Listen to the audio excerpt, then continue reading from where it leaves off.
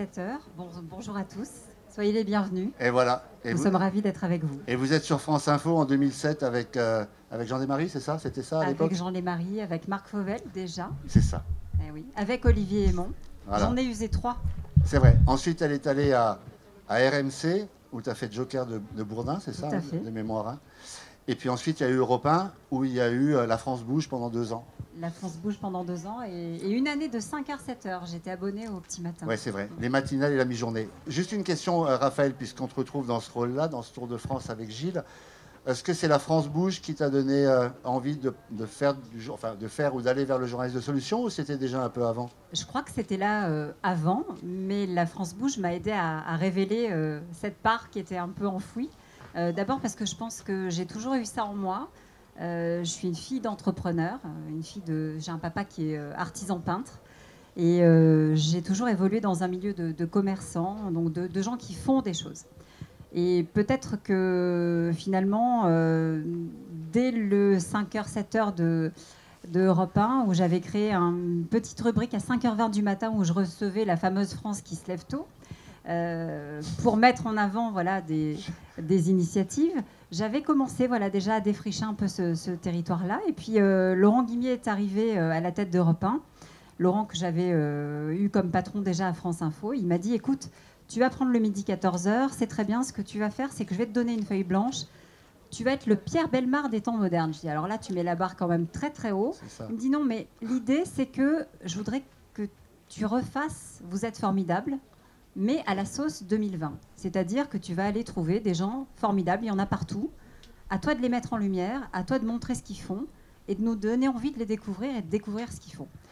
Et donc, bon, comme j'avais commencé à tirer le fil avec la belle entreprise dans le 5-7, je me suis dit, le plus simple, c'est que je commence par les entrepreneurs et après, j'ai élargi le cercle en allant voir les associations, les territoires et en essayant toujours de rester collé à l'actualité, en essayant de trouver une résonance avec l'air du temps et de mettre en avant surtout des histoires, des paris parfois. Parce que Gilles le dit de temps en temps, c'est vrai que j'ai fait des paris sur des jeunes boîtes qui démarraient ou qui étaient en période de crowdfunding. Je pense notamment à Cyril Neves des Petits Bidons, qui était, quand il est venu dans l'émission, en train de démarrer. Et c'était la première lessive propre, made in France. Et aujourd'hui, je crois qu'il en est à une 20aine d'employés. Le truc explose et il y a énormément de marques qui l'ont suivi. Donc voilà, c'est aussi ce plaisir-là, tu vois, d'arriver à dénicher, à trouver des talents, à leur donner un petit peu de place et à faire en sorte qu'ils puissent s'épanouir et qu'on puisse partager leur expérience. Et c'était ça qu'il voulait me dire, Laurent, quand il m'a dit « Trouve-moi des gens formidables ». Voilà, et maintenant tu fais ça avec Reporter des Sports et avec Gilles. Gilles, je dis un mot aussi, tu me diras après si c'est bon, c'est un peu ta page Wikipédia. Hein. Donc, journaliste, auteur et directeur général d'une ONG née en 2004, 4 en réalité. Hein. Donc, en clair, auteur, c'est-à-dire que certains ici connaissent sans doute le best-seller avec Kessel. Donc il y a une antériorité dans l'engagement, hein, engagez-vous. Il y a une antériorité dans les Tours de France aussi, parce que j'ai cru voir quelque part que tu avais fait un Tour de France du développement durable il y a très longtemps. Très bien renseigné. Hein, ouais, non, mais je sais au moins lire Wikipédia. Et donc, et aujourd'hui, donc, ce Tour de France-là, 10 villes, 10 rédactions, 10 écoles. 10 écoles de journalisme. On va à l'ISCPA demain. L'ISCPA demain matin avec les journalistes de deuxième année, les maîtrises deuxième année, je crois. Hein, c'est ça, Patrick. Et puis tout de suite, vous sortez du Progrès. Alors, on vient de dire sur le Progrès tout de suite. J'aimerais ça même un petit mot quand même sur... alors, les auteurs, tu as amené tes livres ou pas? J'ai amené le dernier qui... Alors, je vous montre le dernier. On va faire comme dans les émissions de télé. Je le remontrerai à la fin pour que vous puissiez l'acheter. Imaginez le monde de demain, le rôle positif des médias. C'est sorti début 2020. Et ça a été postfacé par Eric Fotorino, qui est un des acteurs importants de la semaine des reporters d'espoir. Comment ça s'appelle? La semaine de la France des solutions avec 50 médias. Voilà. C'est le 23 septembre. Avec le 23 septembre cette année. Exactement. Le 1 fait partie de l'aventure. Et il y a des gros morceaux de Raphaël dedans. Des gros morceaux de Raphaël aussi, oui c'est vrai. Avec des vrais morceaux de Raphaël. Il n'y en a pas assez à mon goût, mais bon. Oui, c'est vrai. Mais c'est imprégné de la pensée, la philosophie. Donc le Tour de France, Gilles, en 2 mots, ce Tour de France, vous avez décidé de le... Alors vous l'avez commencé, je crois, en mars. Il y a eu La première date, c'était Tours. Ensuite, il y a eu Nantes, Marseille, Nantes et Nice. Non, Nice et et Marseille Marseille. qu'on a fait ensemble. Ok, donc on est la 5e date Oui. à Lyon. Et c'est toujours pareil. Donc à la fois une rencontre en rédaction, une rencontre avec les écoles. Là, une rencontre Là, avec le club de la presse de Lyon, exceptionnel. Je suis d'accord, merci encore. Mais et à chaque fois donc la même intention, c'est-à-dire sensibiliser aux journalistes de solutions et promouvoir les bonnes pratiques. Parce que, Et recueillir ce qui se passe aussi régionalement. Et échanger avec les acteurs pour connaître mieux. Ok, vous sortez du Progrès, c'était bien? C'était Oui, super. Hein. Tout à fait. Ouais, c'était super. On était en petit comité, mais je trouve qu'on a été. La discussion a été très intéressante. D'abord parce qu'on est aussi là pour écouter et pour essayer de trouver ensemble un avenir au journalisme de solution, pour essayer de trouver aussi une définition, parce que c'est vrai que c'est quelque chose qui se pratique un peu à la carte aujourd'hui. Il n'y a pas de charte, alors peut-être que c'est pas utile, je ne sais pas. Nous, on en a une définition tous les deux qui est assez similaire, mais peut-être que la vôtre est différente. Et c'est aussi ça qui nous intéresse, c'est d'arriver à voir quels sont les points communs entre ce qu'on fait et ce que vous faites. Si on a besoin de charter tout ça, si on a besoin d'aller un peu plus loin dans la définition ou pas. Voilà, on essaye d'être aussi à l'écoute, parce que c'est aussi ça, non? Il me semble être un bon journaliste, regarde, savoir écouter. J'ai rien dit pendant au moins 3 minutes là. Donc, on va faire tout ça. Je vous propose de faire la chose suivante. Il y a peut-être des gens parmi vous qui ne savent pas exactement ce que fait Reporter d'Espoir. Tu vas pouvoir, comment tu disais tout à l'heure, vendre ta soupe. Mais non, mais c'est surtout important parce que figurez-vous que c'est un centre de ressources. Vous avez, je crois, 5000 références à disposition pour les gens. C'est un centre de formation. Ce sont des actions très particulières. Donc, il y a quand même pas mal de choses à dire sur ce qu'est Reporter d'Espoir, parce que comme oui, ça... on va faire court, je vous rassure. On va faire court, mais il faut quand même le dire. On parlera un petit peu de journalisme de solution, parce qu'il y a peut-être des gens qui sont restés au journalisme des bonnes nouvelles. J'ai vu Boulot l'autre jour dans une émission qui disait alors, il y a pas mal de gens dans les écoles de journalisme qui ont été montés à l'école de une mauvaise nouvelle est une bonne nouvelle. Finalement, on en revient un tout petit peu, visiblement, mais c'est peut-être culturellement un peu plus difficile pour les journalistes d'envisager les choses différemment. Bon, mais on viendra à ces nouvelles pratiques, on en discutera un petit peu aussi. Donc on commence par le petit tour de Reporter d'Espoir. Tu veux bien plaisir. faire ça? Oui. Parce que moi je m'assieds là. Ah d'accord. D'accord. Tu veux utiliser de slides, non? Tu veux utiliser tes slides ou pas? À la marge. Allez. On va dire. Donc voici l'équipe du tour. Raphaël, Augustin qui va nous rejoindre avec sa caméra qui est peut-être quelque part.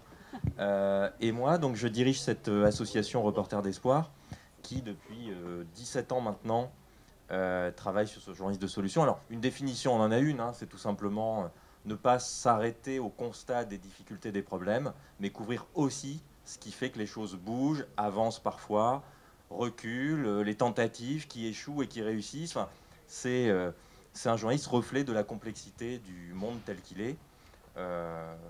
On a dû le nommer, en réalité, bon, certains d'entre vous nous diront que vous le pratiquez depuis des décennies, mais c'était juste pour mettre le doigt sur un manque qui est ressenti par le public, qui vous dit, enfin, souvent on entend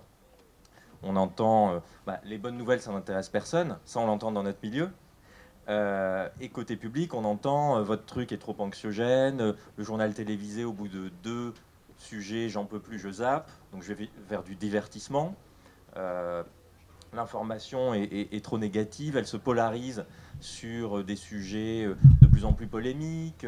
Enfin, il y a tout ce faisceau d'indices, on va dire, qui nous amène à dire il y a une place pour davantage de couverture journalistique, d'analyse critique des problèmes et des réponses aux problèmes. Donc c'est tout simplement ça. On peut le définir autrement. Se dire, en école de journalisme, il y a un certain nombre de questions qu'on se pose quand on attaque un sujet. Nous, on en rajoute simplement une. Donc c'est un petit complément. Se dire, et qu'est-ce qui se passe maintenant? Une fois qu'on a décrit une situation, un problème, est-ce que cette situation est réversible? Oui, non. Est-ce qu'il y a des gens qui se mettent en mouvement pour tâcher d'apporter des réponses? L'idée, c'était ça, Gilles. Au départ, c'était d'essayer d'obtenir des gens qui s'engagent. Il y avait, je crois, une étude de la société de presse qui montrait que les jeunes, en particulier, étaient fatigués de l'information. C'était une étude au début des années 2000, je crois. Est-ce que l'idée, c'était peut-être de faire revenir les gens à l'information et éventuellement de s'engager à partir du moment où ils ont certaines informations. C'était ça l'idée? Alors l'idée, oui, c'était donner envie d'agir, c'était inspirer d'abord, ne pas laisser les citoyens sur un constat d'impuissance, en fait, et dans un constat d'échec. En disant, bon, voilà, le climat, d'accord, la biodiversité, la raréfaction des ressources, etc. On me dépeint un paysage sans alternative. Donc à quoi bon? L'idée est de se dire, on peut donner plus de pouvoir. Enfin, déjà, peut-être que psychologiquement, on peut se dire que tout n'est pas foutu sur certaines questions. Et donc, le coup d'après, c'est si on arrive à se dire, grâce à une information sur une initiative, moi aussi peut-être je peux prendre l'initiative, je peux agir. Là, c'est tout bénef, j'allais dire. Alors, c'est pas le passage à l'action est pas facile à mesurer. L'exposition à un sujet de JT, à un article de journal ou à une chronique radio qui mènerait spontanément à l'action, on a des cas. Hein. On a plein de témoignages qui vont dans ce sens, mais c'est quand même marginal. Même les gens du marketing nous disent c'est pas la pub qui fait vendre, qui déclenche l'acte d'achat, ça se passe à un autre moment. Oui, enfin, on s'intéresse aussi à la psychologie des individus, que ce soit, enfin, c'est pas tout à fait la même chose de vendre des yaourts ou d'informer les citoyens, mais il y a quand même des ressorts psychologiques qui parfois sont un peu les mêmes. Donc c'est pas s'engager, c'est super si les gens prennent un engagement par la suite, mais du point de vue du journaliste en tout cas, l'idée est j'allais dire, d'analyser froidement la situation, en se disant, bah, il y a des initiatives, je sais pas, Raphaël en a reçu des milliers à l'antenne. Elle avait une manière à la fois de valoriser les succès, de les amener à expliquer comment ils en étaient arrivés à trouver une idée qui est devenue une opportunité, mais à la questionner aussi. Est-ce qu'elle répond vraiment à un problème? Dans quelle mesure? Quel est son impact, etc. Il faut mettre au défi les porteurs de solutions aussi. Ce que vous dites, juste ce que vous avez peut-être fait chez vous, Raphaël, en gros, on ne devrait peut-être pas dire journalisme de solution, mais journaliste, si j'ai bien lu, des problèmes et des solutions, c'est-à-dire qu'on parle quand même des problèmes pour aller vers les solutions. Et ensuite, il y a une dimension d'enquête que vous défendez, d'investigation sur la solution, c'est-à-dire qu'on ne dit pas, ce qui permet peut-être de se distinguer, parce que c'est une des critiques qu'on fait, de la communication ou du marketing, justement. Vous ne dites pas juste c'est une solution superbe, l'idée c'est d'aller examiner la solution et voir si elle est pérenne dans le temps, c'est ça? C'est quelque chose dont on parlait justement tout à l'heure au Progrès, c'est que pour nous, ce journalisme-là, c'est aussi du journalisme d'investigation. Et c'est important ce que tu viens de dire, parce que pour apporter justement tous les éléments, c'est-à-dire qu'on est tous capables de dire aujourd'hui, oui, alors le réchauffement climatique, voilà, dans tant de temps, il va se passer ça, et de toute manière, il y a une dégradation qui est irréversible. Très bien. À la question, qu'est-ce qu'on fait maintenant? On va avoir des solutions et on va aller les ausculter. Et on va aussi peut-être les confronter. Je prends un exemple, on en parlait tout à l'heure. On a fait un reportage il n'y a pas très longtemps, Var Matin a fait le même que moi. Moi, je l'ai fait pour Marcel, qui est un journal que je vous conseille évidemment, un journal de solutions en ligne. Ce sont mes petits camarades de Marseille qui font ça, mais pas seulement. Il y a des correspondants un peu partout. Et on avait trouvé une société qui fait de la thermographie aérienne. Donc en fait, ils sont commissionnés par soit le département, soit la ville, soit des communautés de communes pour cartographier en fait les fameuses passoires thermiques. Bon, une fois qu'on fait le constat qu'il y a des passoires thermiques, il y en a tant dans telle ville ou tant dans tel département, c'est très bien. On a fait l'état des lieux. On a derrière cette cartographie qui est possible avec la compagnie en question. On pourrait s'arrêter là et dire, voilà, il y a tant de passoires thermiques, ils vont aller recenser sur tel territoire. L'intérêt, c'est aussi de dire, c'est quoi le retour d'expérience? À quoi ça sert? Eh bien, on va aller voir une autre commune qui a déjà fait appel à eux, voir s'il y a eu un effet, effectivement, sur cette action-là. C'est ce que j'ai fait. Var Matin s'était arrêté au constat. Voilà, Cœur de Var va effectivement aller faire cartographier ces passoires thermiques. Moi, j'ai essayé d'aller plus loin. Alors, j'ai eu plus de temps, c'est vrai. Et c'est pour ça que c'est aussi en rapport avec l'investigation. C'est que je suis allée voir Toulon, je leur ai demandé des chiffres, je leur ai demandé s'il y avait eu beaucoup de personnes qui étaient venues après faire les démarches pour organiser les travaux. Et puis, je suis retournée voir la société en leur disant, c'est très bien, mais il faut me donner le bilan carbone de l'opération. Parce que vos avions, là, quand ils sont en vol, forcément, c'est pas bon pour la planète non plus. Donc, il ne faudrait pas que ça soit quelque chose d'efficace pour les passoires thermiques, mais qu'en même temps, vous polluez. Donc, voilà. Arriver à faire une enquête complète, c'est aussi ça. Arriver à faire du journalisme de solutions, c'est montrer qu'il y a des solutions, qu'elles ne sont pas parfaites, mais qu'elles existent. Et qu'en tout cas, on peut les utiliser. Donc Gilles, on garde l'esprit critique, c'est quand même la moindre des choses, mais on est forcément donc sur du temps long avec le journalisme de solutions. C'est vrai que, oui, pour prendre quelques exemples, là on a observé sur plusieurs années une entreprise et la manière dont elle s'était reconstruite, alors que quand on la couvrait journalistiquement, c'était les pneus cramés devant l'usine. C'est une usine qui fabriquait des encres chimiques. Et puis elle s'est reconvertie dans les encres végétales. Et puis il y a un nouveau patron qui est arrivé, qui avait une politique sociale plus forte et tout. Aujourd'hui, c'est un leader européen des encres végétales, où il y a une université, il y a de la formation permanente des salariés, où il y a un climat social bien meilleur qu'il y a 10 ans. Mais c'est vrai, ça va falloir l'observer pendant des années pour pouvoir raconter l'histoire, le comment ils ont fait pour s'en sortir. Vous voyez, là aussi, j'ai pris volontairement des sujets un peu touchy qui nous passionnent dans le métier. La mafia en Sicile, ça on adore. Mais on peut aussi le traiter sous l'angle de comment des mouvements citoyens se constituent à Palerme et arrivent à faire reculer dans certains quartiers la mafia et le pouvoir de la mafia par des mouvements citoyens. Là aussi, entre le moment où on constate le pouvoir de la mafia dans certains quartiers, le moment où ces quelques citoyens deviennent des centaines et des milliers à défiler dans les rues en disant on refuse de payer l'impôt de la mafia, et que ça a des conséquences où ils peuvent se protéger les uns les autres et faire reculer le crime organisé, c'est sûr que ça demande du temps. Mais c'est ce qu'on disait, Gilles, c'est que c'est aussi tout simplement un angle de vue, c'est-à-dire que tu regardes le même paysage ou tu regardes la même photographie, mais tu vas pas avoir le même spectre en fait. Donc tu vas pas te positionner au même endroit pour regarder le sujet. Donc c'est aussi ça le journalisme de solution, c'est ce regard différent. Enfin moi je crois, ou alors il y a aussi le verre à moitié plein ou le verre à moitié vide. Oui, c'est facile de faire le constat que tout le monde fait, que ça va mal ou que il y a tant de chômeurs, etc. Bon bah oui, qu'est-ce qu'on fait pour que ça change? Allons voir ceux qui proposent, qui ont des idées. On ne dit pas qu'elles marchent à tous les coups, on dit qu'elles existent. Et en plus, c'est une méthode quelque part. Oui, il y a des médias comme Le Monde diplomatique qui n'est pas réputé pour être très orienté solution. Ils sont plutôt dans la dénonciation. C'est rare, hein. Moi j'essaie chaque année, j'en trouve un ou deux par an. Là j'étais tombé sur celui-ci, peut-on fabriquer un téléphone équitable? Eh bien c'est un article très critique sur la chaîne de valeur, la chaîne de production de la téléphonie mobile, avec l'esclavagisme dans des mines en Afrique, dans les usines de production en Chine. Mais malgré tout, ils s'intéressaient en parallèle, en décryptant tout ça, tout ce processus de production. Ils étaient allés voir le Fairphone, un néerlandais, et ils avaient analysé l'initiative en disant ces gens-là, ils essaient de faire mieux à tel endroit, mais ils sont transparents sur le fait qu'ils vont toujours chercher des minerais dans des lieux pas très propres, ni socialement ni environnementalement.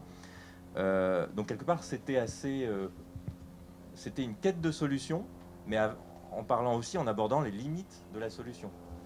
Et on n'a pas toujours le temps, les moyens d'aller en Afrique, en Chine, etc. pour faire ce genre d'enquête. Mais ça peut se faire localement aussi. Et c'est là où y a plein d'exemples locaux, parce que je ne veux pas vous montrer que du Libé, du Figaro et du Monde Diplo. Vous voyez, près de chez nous. Alors, le Progrès, oui. Le Progrès. Là, on l'a ici. On l'a découvert tout à l'heure. On a J. Voilà. Et une des questions qui a été soulevée, et d'ailleurs c'était très intéressant, c'était de nous demander si on pouvait sortir des numéros spéciaux et faire du journalisme de solution au quotidien. Moi, j'ai tendance à répondre que oui. Alors après, ça demande effectivement d'avoir une équipe staffée. Mais c'est ce qu'on faisait, nous, à la France Bouge. Donc on faisait 1 heure. J'avais 3 personnes, effectivement, qui travaillaient derrière pour aller construire les sujets et pour chercher les bonnes initiatives, pour bien les sourcer. mais je pense qu'on peut le faire. On peut être dans Est-ce qu'il y a des gens dans la... on va voir, tiens, Raphaël. Ouais.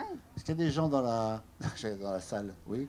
Est-ce qu'il y a des gens dans la salle qui en font? Raphaël, tu fais du journalisme de solution ou pas? Tu fais beaucoup d'investigations, ça ne matche pas?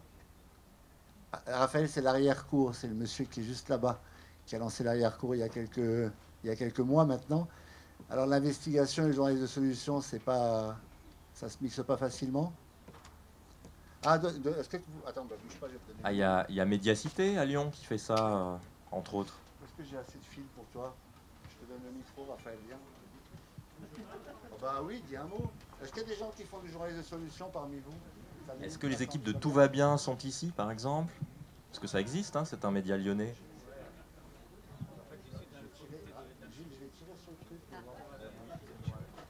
Mais il ne veut pas parler. Il est là, mais il n'est pas là. Il ne veut pas parler. Non, mais ce que j'aime bien dans ce qui est dit, c'est qu'on parle de journalisme, en fait. Hein. Exactement. C'est vrai que le journalisme bonne nouvelle, j'aimais pas trop, parce qu'il y avait quelque chose qui était de l'ordre de la déférence vis-à-vis de... et je pense, moi, qu'un journaliste doit être dans l'impertinence, à minima. Un peu poil à gratter, mais par contre, l'idée que... Et on n'est pas là que pour véhiculer des mauvaises nouvelles, mais qu'on est là aussi pour agiter des idées, c'est une idée que j'ai toujours défendue, et que on en fasse des lignes éditoriales, que ça devienne qu'on appelle ça le journalisme solution, je suis totalement favorable, évidemment. Et en fait, c'est ce qu'on fait. Enfin, j'espère. Mais il n'y a pas de médias, à ma connaissance, Raphaël, on n'a pas de médias à Lyon qui soient typiquement orientés vers ça. On fait de la télé, Thierry, on fait de la télé. Tout va bien, on les a quelque part. Tout va bien, mais le monsieur ne veut pas parler, il se cache là-bas au fond. Regardez, ils sont là. C'est trop tard. Vous avez le numéro sur Ils font Lyon aujourd'hui. Je sais pas si c'est le dernier. Donc c'est un bimestriel de 32 pages, participatif. Chacun d'entre vous, a priori, peut écrire dedans, à condition de suivre une formation journalistique si vous ne l'êtes pas. Mais c'est assez... Prends un micro, parce qu'ils enregistrent le son de nos camarades là. Il faut prendre un micro. C'est trop tard, on vous a vu. Il faut venir maintenant. C'est le moment. On est bien là, nous. Tout va bien. On va en savoir plus. Ça va bien se passer, ne vous inquiétez pas. On est là. Bon, même pour vous parler de Tout va bien, moi, je suis dans le comité de rédaction. C'est que des bénévoles qui écrivent. On les forme un tout petit peu pour avoir un style journalistique. Et nous, on valide, on corrige. Et on parle que des solutions. C'est-à-dire, la dernière fois, quand vous parliez, j'ai rencontré il y a 3 ans Catherine, bon, le nom c'est en danois, donc c'est un peu compliqué pour moi de... Gildenstein. Oui, voilà, je l'ai rencontrée à Amsterdam et je pense que c'est elle qui a construit le journalisme de solution. Voilà. Donc... 15 ans. Oui. Donc voilà, bon, on parle que de bonnes choses. Voilà. Avec un regard critique parfois Pas forcément, mais sachant que c'est une association, on n'a pas trop de budget, donc voilà, on parle que de bonnes choses. Voilà, donc s'il y a des entreprises qui font des choses autrement, nous on n'attaque pas forcément l'angle, on ne critique pas tout ce qui a été mauvais, mais on dit ben voilà, le problème est là, mais il a su trouver telle solution. Et il a su faire ça, il a su rebondir autrement, voilà. Donc on reste 100% dans le positif, voilà. Remarquez, c'est bien, il y a différentes manières de faire de la solution. Moi, il y a des journalistes qui me disent « Pourquoi veux-tu que je critique, je fais un portrait d'un entrepreneur social, si je l'ai choisi lui, c'est parce que j'ai fait... C'est un choix, et donc je vais défendre ce choix. » Oui, tout à fait. Enfin, à mon avis, ça peut se défendre. Oui, à mon avis, je pense que dans la vie, il n'y a pas qu'une seule solution. Il y en a plusieurs. Et nous, on choisit d'en parler de quelques-unes. Mais voilà, enfin, ce sont des ébauches de solutions, voilà, qu'on en parle. On ne sait pas si c'est la vraie ou pas, mais bon, mais on en parle quand même. Donc il y a un média de... Hein? Je fais partie. Ah bah. Vous êtes libre. Sinon... Mais merci. Mais tu sais, Gilles, c'est intéressant le point qu'il vient de soulever parce que alors je vais peut-être mettre les pieds dans le plat, mais bon, c'est pas grave, hein, je peux quand même. On demande aux journalistes de Solutions d'être critiques. Moi, je peux tout à fait l'entendre. En revanche, quand il y a une ligne éditoriale dans un journal qui est marquée à droite ou marquée à gauche, là, ça ne va gêner personne en théorie. Donc finalement, il y a une sorte d'engagement politique dans certains journaux qu'on a pris l'habitude d'accepter. Et puis, sur des nouvelles formes de journalisme, on va peut-être être davantage en attente. De véracité, Ouais, enfin ouais. Alors, d'absence de je sais pas, hein, subjectivité. c'est quelque chose qui vient de me passer par la tête en écoutant justement son intervention. Je me disais que finalement, on nous demandait beaucoup, alors que, bon, on n'en attend pas forcément beaucoup de tout le monde. Oui. C'est vrai qu'il y a le journaliste de solution qui a des exigences très fortes, et puis il y a différentes manières de pratiquer, je pense. Non, mais ça a été dit par Raphaël tout à l'heure. Il y a quand même cette dimension d'investigation qu'il faut garder, cette dimension de l'esprit critique qu'on doit garder. Sinon, pardon de le dire comme ça, je n'ai rien contre les communicants, mais n'importe quel communicant ici pourrait faire du journalisme de solution s'il s'agissait juste de mettre en avant des initiatives d'une entreprise qu'on trouve positives. Bon, voilà, et encore une fois, je n'ai rien contre les communicants, j'aimerais pouvoir aller sainement au bar tout à l'heure, mais c'est juste pour dire que c'est pas tout à fait le même métier, qui a quand même cette dimension-là qui doit rester présente, c'est du journalisme. Qu'après, il soit un peu orienté vers les solutions, parce qu'on a plutôt envie d'aller mettre en valeur, in fine, des solutions, que d'étaler en permanence les problèmes sans jamais apporter aucun espoir. Bon, bah, je veux dire, c'est un parti pris, effectivement, comme être un journal de gauche ou un journal de droite, je ne sais pas si ça... Et voilà. Je pense que c'est comme ça, non? Enfin, je pense qu'il y a une gradation, il y a des nuances de journalistes de solution. Et vous voyez, par exemple, Médiacité qu'on évoquait, j'ai regardé ce qu'ils avaient fait sur Lyon dans la rubrique Solutions. Vous avez sur canicule, comment Lyon s'adapte aux chaleurs extrêmes avec des replantations d'arbres. Mais l'article indique que ça ne portera ses fruits que dans 30 ans, en réalité, pour rafraîchir la ville. Pardon pour, pour la solution peu d'espoir, mais non immédiate. Peut-être que ça va s'accélérer parce que l'article date de 2019, je crois.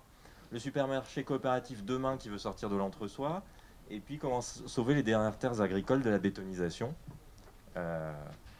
Et là, on est vraiment sur une approche problème plus solution.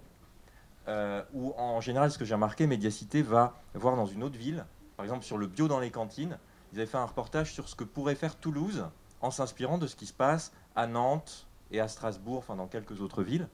En disant, bah là, on est à, je sais pas, à 15% de bio dans les cantines. À Nantes, comment ils font pour être à 40%? Et donc, ils expliquent le comment les autres s'y sont pris pour faire mieux. Et comment ce serait transposable à Lyon. Ça, c'est une forme assez exigeante, en fait, de journalisme, d'investigation de solutions. Et c'est d'ailleurs une des idées qui nous a été poussée par nos amis de Nice Matin, de faire quelque chose de commun. Alors, ça risque de prendre un petit peu de temps pour arriver à fédérer tout le monde, mais finalement de lancer au niveau des quotidiens de la presse régionale des thématiques que tout le monde récupérerait et avec une date précise en disant allez le 15 septembre on fait une thématique sur l'éclairage public dans la ville et tout le monde met en avant, enfin chaque ville, chaque quotidien met en avant les solutions qui sont mises en œuvre chez lui. Et ça permettrait de faire remonter tout un tas d'initiatives et tout un tas de bonnes pratiques qui peut-être permettraient des échanges et plus finalement de circulation des bonnes idées. Donc voilà, ça fait partie des initiatives qui naissent comme ça dans la discussion et c'est celle qu'on a eue il n'y a pas longtemps avec Nice Matin. La bonne nouvelle, c'est qu'il y a une opération de ce type, oui, mais multithématique, à laquelle j'invite tous les médias lyonnais à participer. La France des solutions. La France des solutions, le 23 septembre.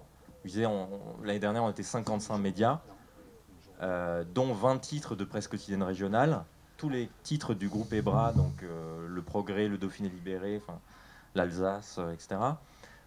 Mais de l'Humanité, Libération au Figaro, de France Info à Europe 1, voilà, il y a une au-delà des clivages concurrentiels, idéologiques, etc.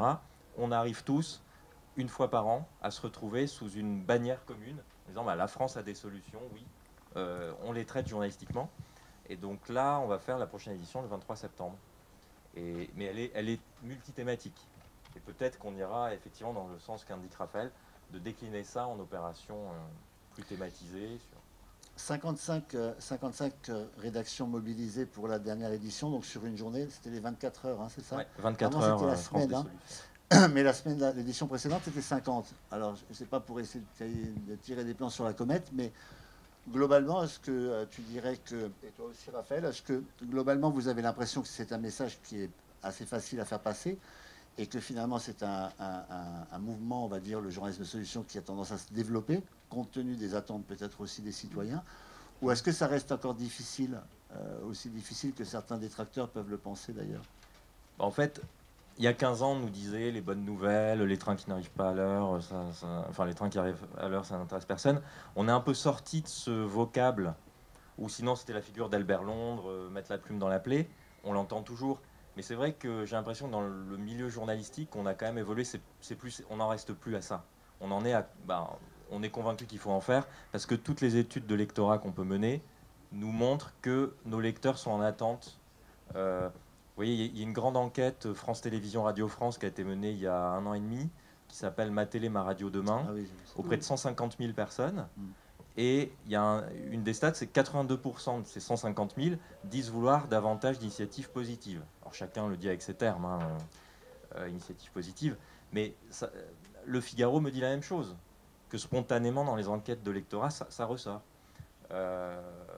Il y a l'envie de participatif et de solution. Il y a une double envie. Quand on a lancé La France bouge il y a 3 ans à Europe 1, on a reçu... c'est vrai que même la rédaction était très partagée, hein, en disant qu'est-ce que c'est que cette émission, à quoi ça va servir? Ah oui, tu vas faire de la pub à des entreprises. Bon. Il faut savoir fermer les oreilles de temps en temps. Et finalement, la consécration, entre guillemets, elle est venue effectivement des auditeurs, parce qu'on a reçu des tas et des tas de messages de gens qui nous disaient qu'est-ce que ça fait du bien d'entendre autre chose et de regarder l'actualité sous un autre angle. Voilà. Parce que vous allez au fond, on intervenait pour donner des statistiques, pour donner des informations, mais en même temps, on parlait de ces solutions qui étaient soit au stade embryonnaire, soit plus développées.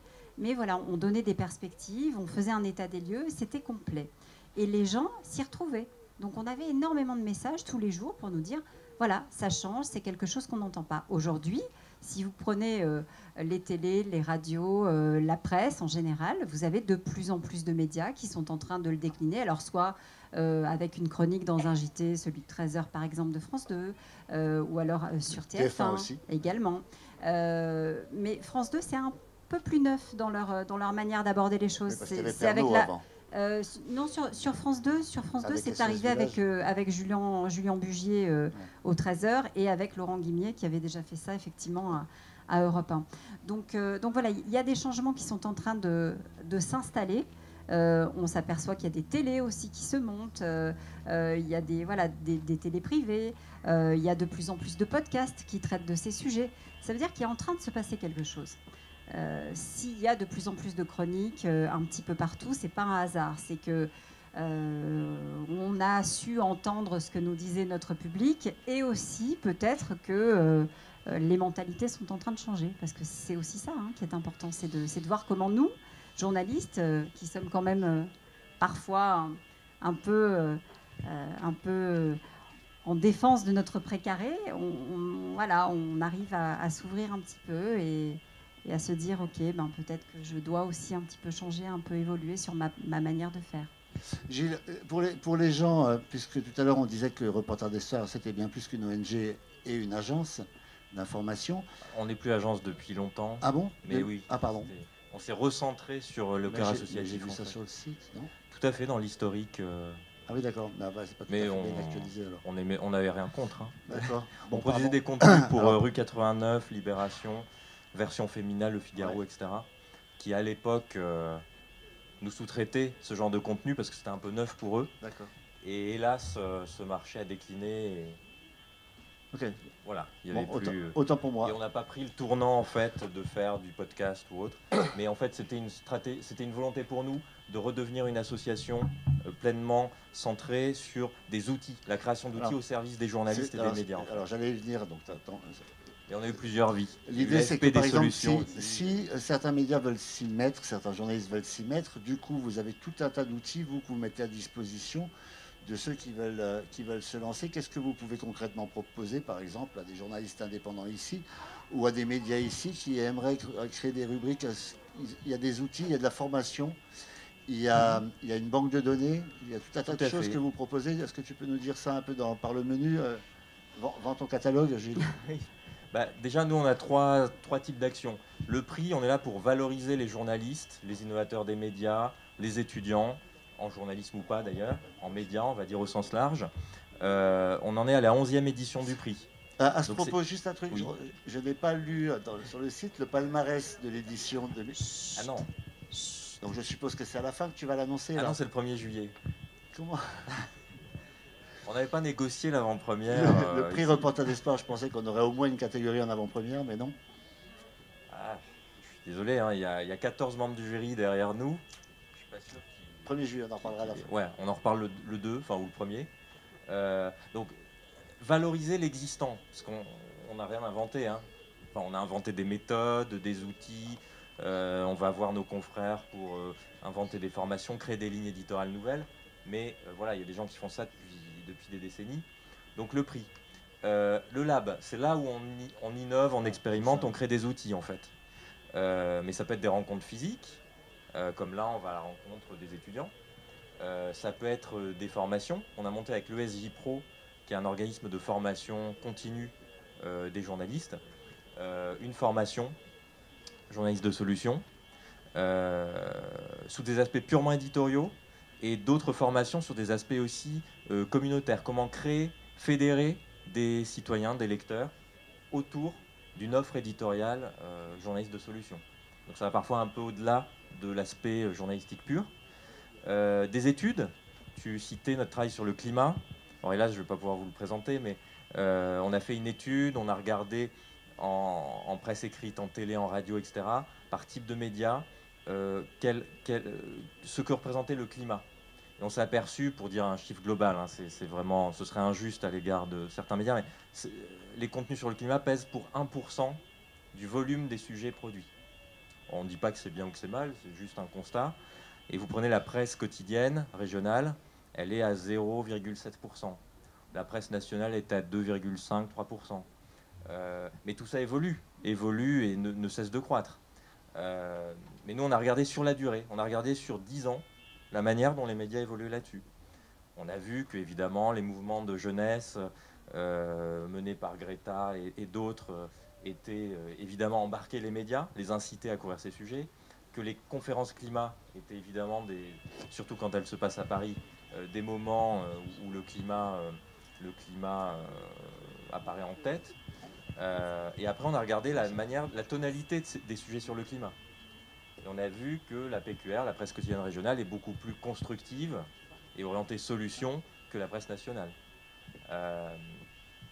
Donc, je crois que 30% des contenus sur le climat en presse régionale peuvent être considérés comme constructifs. C'est 15% dans la presse nationale. Vous voyez, donc on s'aperçoit de différences comme ça d'un média à l'autre. L'idée étant de ne pas simplement décrire une situation, mais offrir des outils derrière. Donc on fait des formations. Et il y a un certain nombre de contenus qu'on a mis en ligne, qui s'enrichissent chaque semaine, pour que les journalistes qui veulent s'auto-former puissent avoir des témoignages de confrères et de consoeurs. Donc on allait voir des journalistes de Mediapart et du Figaro. Chacun livre sa manière de couvrir le sujet. On prend pas. Chacun fait... Ah oui, c'est un peu long. Voilà. Donc ça, c'est le lab. Et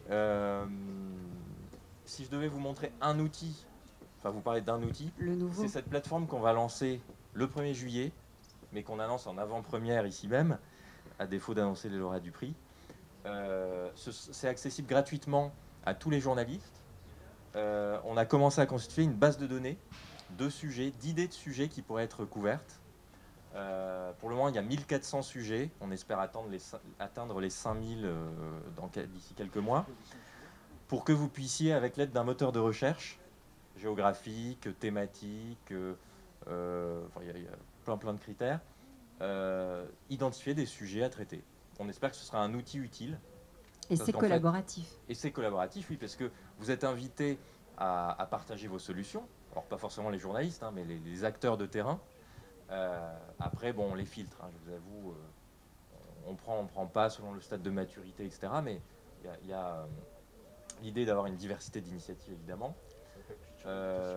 Qu'est-ce que je peux vous dire là-dessus? Oui, c'est issu d'une demande de journalistes qui nous ont dit j'aimerais faire du journalisme de solution, mais j'ai pas constitué encore le réseau d'associations, de collectivités, d'entreprises de scientifiques qui vont me nourrir, m'alimenter, etc. On me demande de produire 10 papiers par jour pour le site de tel média, mais j'ai envie d'en faire. Donc est-ce que vous pouvez me faciliter la tâche? Alors vous me direz, les puristes me diront pas bien, c'est aux journalistes d'aller chercher ses sources et de trouver ces sujets. Nous, on fait juste on vient en aide en fait, en proposant une base de données qu'on a déjà filtrée. On n'a pas fait les reportages à chaque fois, on a déjà filtré sur un certain nombre de critères. Donc voilà le type d'outils qu'on peut mettre à disposition des journalistes, que ce soit des bases de données ou des formations ou de la valorisation de leurs travaux, puisque là aussi on agrège les contenus, enfin pas les contenus, des liens vers des reportages. Donc vous verrez sur ce site qu'il y a il y a Philippe Bertrand qui produit beaucoup avec Carnet de campagne sur France Inter de sujets, mais il y a des articles de The Conversation, de Version Femina, de tout un tas de nouveaux médias, de Marcel. On a testé tout à l'heure, il y avait des articles de Raphaël dans la plateforme. Voilà, donc ça c'est un outil pour aider les journalistes. Parfait. Et les valoriser. Est-ce que vous avez des questions?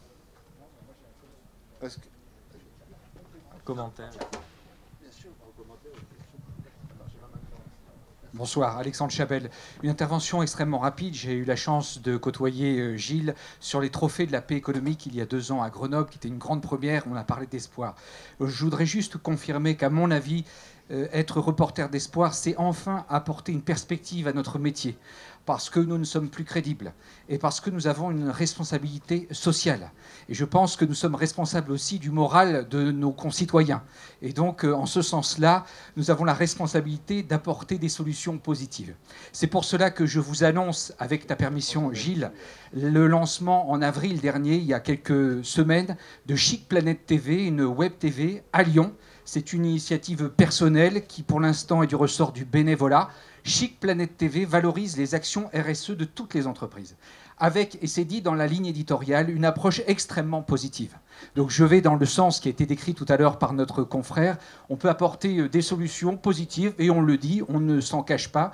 Nous ne faisons pas d'investigation pour vérifier jusqu'au bout si les choses sont réellement comme elles sont décrites, mais en tout cas, elles ont le mérite d'apporter un peu de perspective à ceux qui la regardent.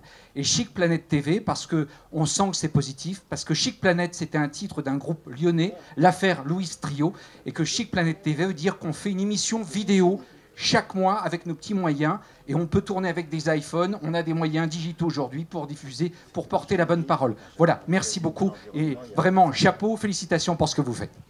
De même, merci Alexandre. Merci beaucoup Alexandre. De Tout va bien à Chic TV, à Médiacité Lyon, il y a toute une panoplie effectivement de... Parfait, on a fait le tour ou pas? Est-ce qu'on a fait le tour des initiatives de Lyon? Non, peut-être pas, vas-y. Vous avez parlé de rue 89 tout à l'heure. C'est vrai que j'avais rue 89 Strasbourg en tête. Rue 89, on a la Laurent là-bas. Arrive, la censure on a le patron arrive. de rue 89 On ici va qui est être là. censuré. Qu'est-ce qui se passe? Non, je ne donne jamais un micro. Merci. Il est 20h. C'est vraiment passionnant. Merci beaucoup pour tout ça. C'est vraiment passionnant. Je vous invite juste. Je sais, il est bientôt 20h. On a la petite Syrienne. Ah oui, c'est vrai, en fait, on avait un timing et du coup, ils doivent partir. Oui. C'est pour ça que je vous dis ça, sinon on ne mange pas. Alors écoutez, ce que je vous propose, Gilles, est-ce que tu peux conclure, je veux dire, que ce soit compatible avec un repas syrien ou pas? Oui. Il va falloir. Je crois qu'on ne peut pas conclure sur ce sujet. Écoutez, c'est moi qui vais conclure peut-être pour lui, parce que bien évidemment, on aurait beaucoup de choses encore à se dire, sans doute. Laurent, oui, par contre, pour rue 89, tu voulais juste dire quelque chose? Non? Laurent me disait que c'était l'édition nationale au départ que vous citiez. On a démarré avec rue 89 en pas forcément lancement. les locales, mais ça viendra. Donc on va laisser un peu de place pour que Laurent puisse te parler aussi, parce que je crois qu'il a des choses à te dire. Et puis, ce que je vous propose, c'est effectivement d'enchaîner. Ce serait quand même dommage de rater le repas syrien, voir le match de foot. Ce que j'aimerais pouvoir vous dire, parce que voilà, j'ai pas envie non plus que ça finisse comme ça, en dérapage incontrôlé, ce serait dommage, mais on va essayer de faire. Moi, je ne peux pas prendre plus d'engagement que ça pour le club, mais je vois les écoles là-bas. Je vois Isabelle par là-bas. J'ai vu Simon tout à l'heure. Il y a Patrick Girard qui est là. Alors, je ne sais pas comment ça vous a parlé, le journaliste de Solutions, mais peut-être que ça nous parle. Il y a, j'allais dire mes étudiants, pardon, je ne devrais pas le dire comme ça, nos stagiaires. Peut-être que ça nous parle suffisamment pour qu'on remette le couvert un de ces jours. Je ne sais pas encore sous quelle forme. On en reparlera. Boris vous a parlé du prix qu'on aimerait mettre en place au Club de la Presse, singulièrement avec les écoles de journalisme. Peut-être qu'il y a quelque chose à creuser, peut-être qu'on se retrouvera un de ces jours à Lyon ou ailleurs pour en reparler. En attendant, Raphaël, je vous laisse quand même conclure un petit peu. Hein, voilà, mais frustrons pas tout le monde, il y a les Falafel, tout ça. Bon. Je vous laisse conclure un tout petit peu. Un mot de conclusion pour toi aussi, Raphaël Oui, moi je veux simplement dire que ça m'a tellement passionnée dans ma vie d'avant que j'ai décidé de continuer en solo. Et donc, je suis journaliste indépendante. Et oui, on peut prendre des risques, n'est-ce pas, même à un certain âge. Et donc, aujourd'hui, je suis ravie de participer à une émission qui s'appelle Nation Entreprenante, où on fait à la fois des podcasts et de la vidéo, et où on continue à mettre en avant des entreprises qui font des choses super. Et aussi à Visible, que je vous encourage à aller voir, parce que c'est un nouveau média à la mode brute qu'on est en train de lancer. On est une équipe de femmes, on a toute une certaine expérience dans les médias, et on a envie de montrer, de faire entendre cette petite musique différente que portent les femmes. Voilà, donc je vous laisse aller découvrir, et je vous remercie pour votre attention. Bon, à toi. Un petit mot, je ne sais pas. Merci pour votre attention et à votre disposition pour prolonger les discussions.